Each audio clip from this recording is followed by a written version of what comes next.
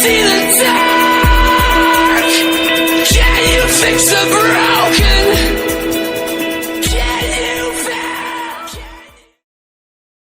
9 de julio de 1973 a las 8:34 am.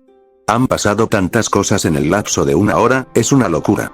Nos despertamos con Toby teniendo un episodio con cara de fuego, y sonaba como si estuviera luchando por el control. Rogaba que se detuviera y fue capaz de rodar de un lado a otro, como alguien que camina en círculos mientras piensa profundamente.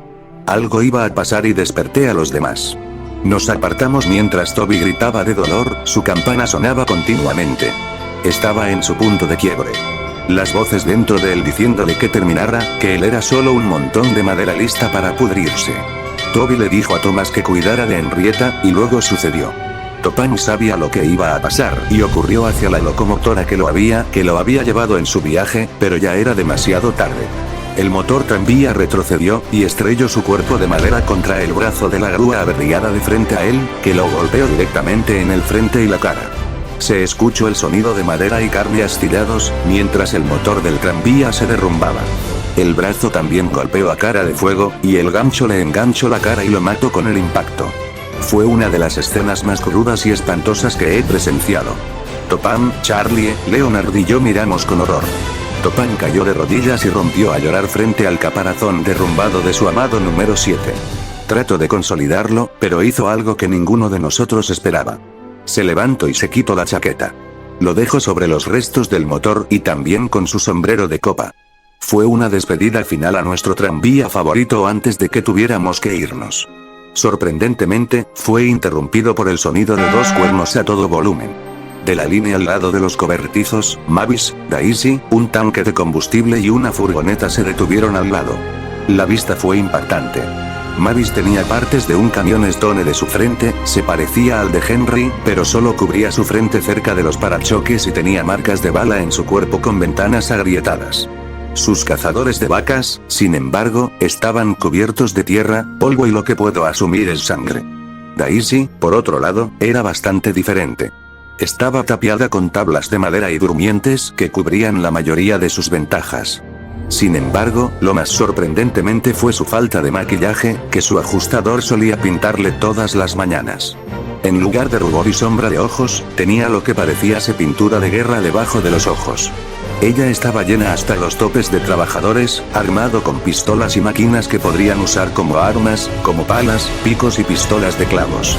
Nos reunimos después de asegurarnos de que las personas no estuvieran muradas y preguntamos qué sucedió. Al parecer, la cantera fue atacada por personas en camiones y comenzó a arribar a los trabajadores desde los acantilados. Afortunadamente, era un día de volanduras y detonaron la colina desde donde los disparaban. Los obreros se peleaban con esos hombres como un combate de lucha libre profesional. Mavis atropelló a algunos que intentaban bloquear sus vías y logró escapar con un camioneta, un vagón y un camión cisterna de combustible antes de que pudieran destruirlo. La camioneta contenía durmientes y equipo de reemplazo de rieles, y decidieron permanecer agachados con una de las barreras de lona almacenadas en la camioneta, usándola como camuflaje, moviéndose a la menor velocidad posible. Finalmente, encontró a Daisy en su cobertizo, que estaba separado de la línea porque la destruyeron. Los trabajadores vivos que se quedaron con Mavis en el camión eran expertos y reparadores de rieles. Con los suministros que tenían en la camioneta, trabajaron sigilosamente para hacerla rodar hasta la línea principal. Para protegerse, utilizaron la vieja camioneta que Mavis tenía para hacer un escudo en caso de que atropellaran a alguien más, y algunas de las tablas y durmientes restantes se sujetaron a Daisy.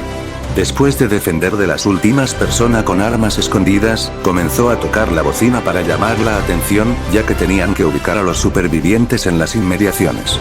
Después de no poder localizar a nadie, se dirigieron a los cobertizos.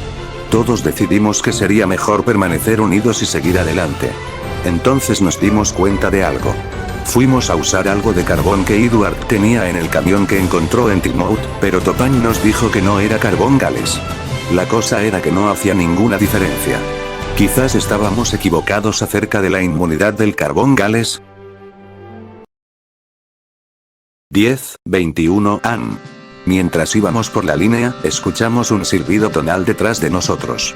Vimos un motor escocés frenético que avanzaba a toda velocidad y chirriaba los frenos.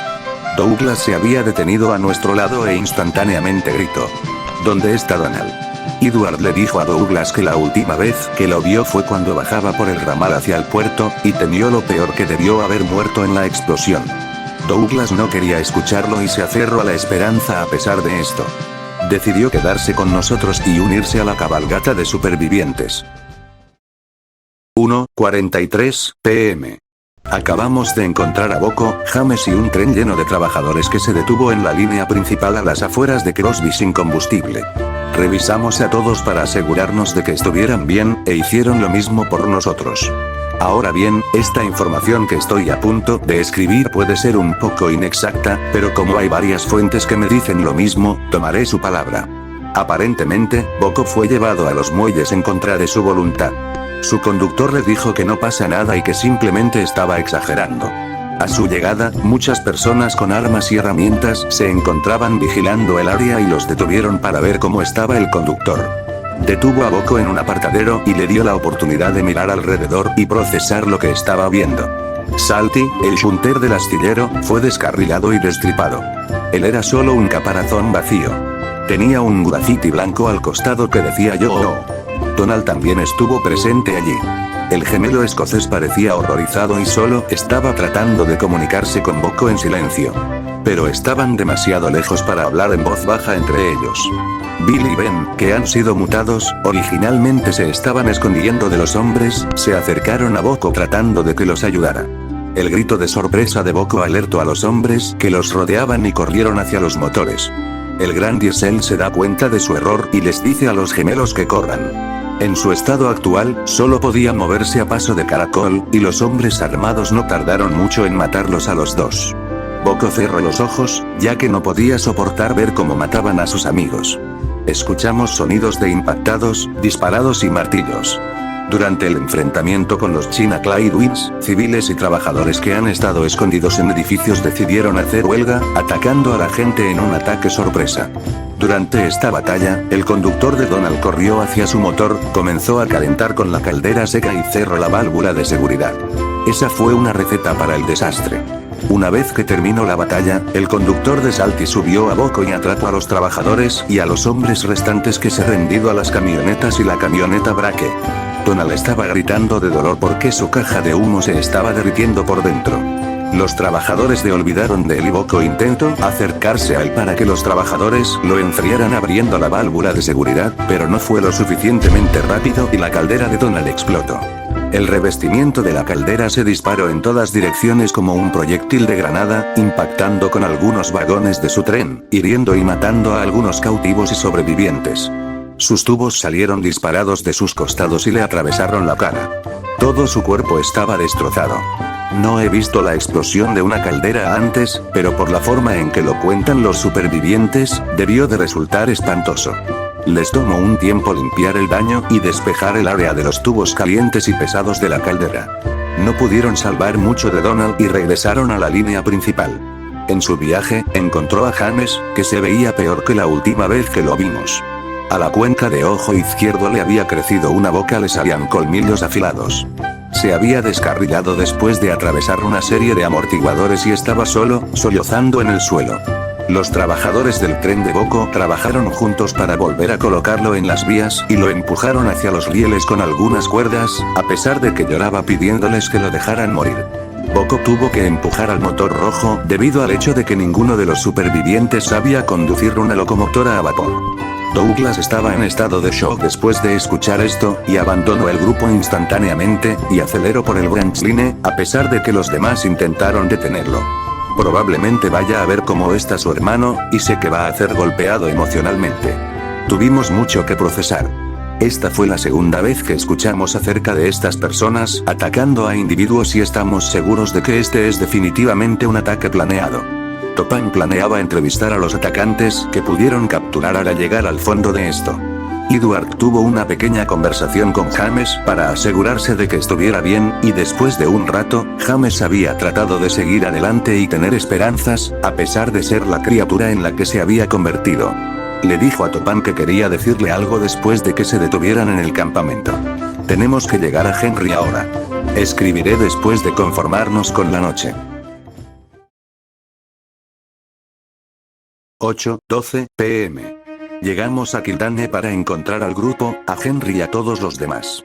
Henry llevaba su escudo y estaba adornado con su revestimiento de metal en el costado de sus ruedas para protegerse. Thomas tuvo un emotivo reencuentro con Anya y Clarabel, y prometió no dejarlas nunca más, ya que actualmente son las únicas amigas cercanas que le quedan. Mientras los trabajadores se unían, algunos de ellos se abrazaban, siendo familiares o amigos que han sido separados. Me las arreglé para ponerme en contacto con Paul y hablar con él sobre el carbón, y como no pensé que detuviera los efectos de los motores. Pensó en lo mismo y ayer cuestionó su teoría. Topan quería entrevistar a uno de los hombres que se rindieron y me dijo que tomara nota de lo que nos cuenta. 9:01 p.m. Oh Dios mío. Topan fue despiadado con este tipo. Nunca había visto a este hombre enojarse tanto. Después de suficiente tortura, el tipo finalmente confesó. Forma parte de una organización clandestina con la única intención de arruinar el ferrocarril. Muchos otros trabajadores del ferrocarril aparentemente formaban parte de esta organización, como Felix, William y Colin. No quiso decir quién más trabajaba o qué estaba recibiendo por hacer actos atroces, pero le dijo que Topan se lo merecía. El controlador agarró una pistola y le apuntó en el medio de la cabeza, y le dijo que siguiera contando más, y ahí fue cuando salió todo. No hubo radiación todo este tiempo. La explosión fue real. Pero no fue un colapso. Eran múltiples explosivos gigantes dispuesto a parecer uno.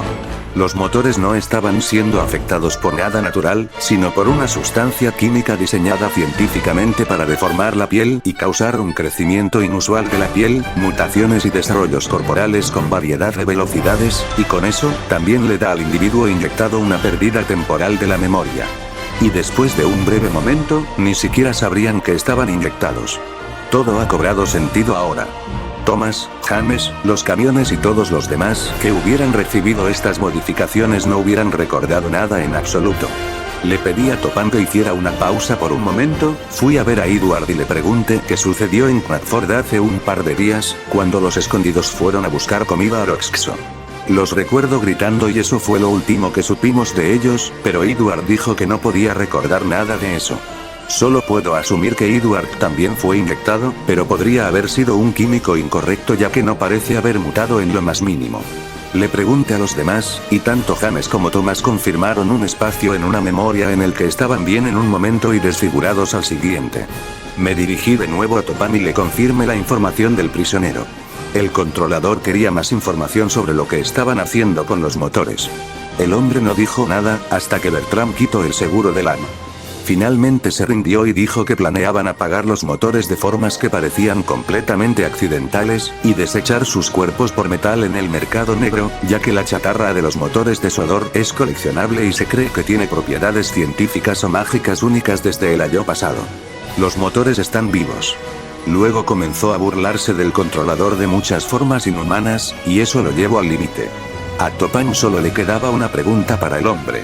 ¿Para quién trabajas? El hombre con una voz ronca.